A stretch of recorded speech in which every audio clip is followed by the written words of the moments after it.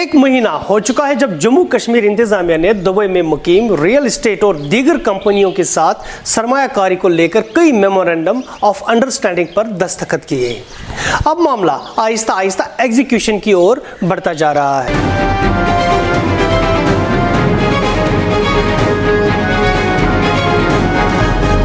आदाब, मैं हूं आसिम मोहिद्दीन और आप देख रहे हैं मेरे साथ खबर उर्दू पर cover story. Jammu Kashmir administrative council ने कल यानी बुधवार को 2718 कनाल की अराजी housing and urban development department को मुंतकिल की और यह अराजी बिना किसी कीमत के महकमे को दी गई, जहां पर हाउसिंग कॉलोनियां बनाई जाएंगी। ये अराजी श्रीनगर और बडगाम डिस्ट्रिक्ट के 17 गाँवों में है और मनोज सिन्हा इंतजामिया का कहना है कि रियल एस्टेट शोबे में सरमायाकारी से मकामी हुनर और गैर हुनरमंद नौजवानों को रोजगार के मौके फराम होंगे।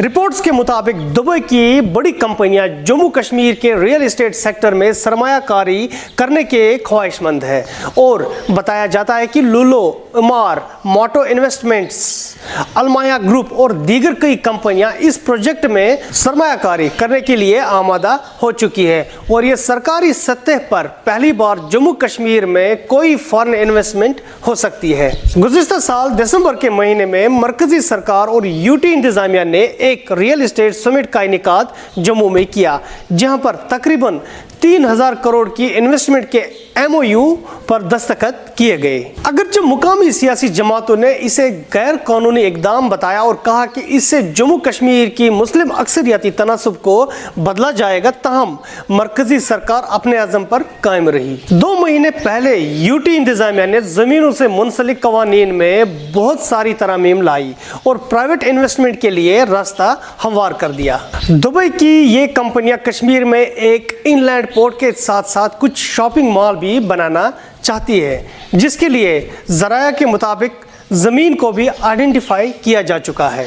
रियल एस्टेट सेक्टर में आने वाले वक्त में यूटी इंतजामिया 18,000 करोड़ की इन्वेस्टमेंट की तवक्को करती है। हाल ही में जम्मू कश्मीर इंतजामिया ने यूटी को पूरे मुल्क के शहरियों के लिए खुला छोड़ दिया है और मुल्क का अब कोई भी बाशिंदा जम्मू कश्मीर में जमीन खरीद कर घर बना सकता है। सरकार का दावा है कि इन इकदाम से यूटी सरमायाकारों के लिए एक अट्रैक्टिव डेस्टिनेशन बनेगी, जहां पर लोग गर्मियों में छुट्टियां गुजारने के लिए घर खरीद सकते हैं।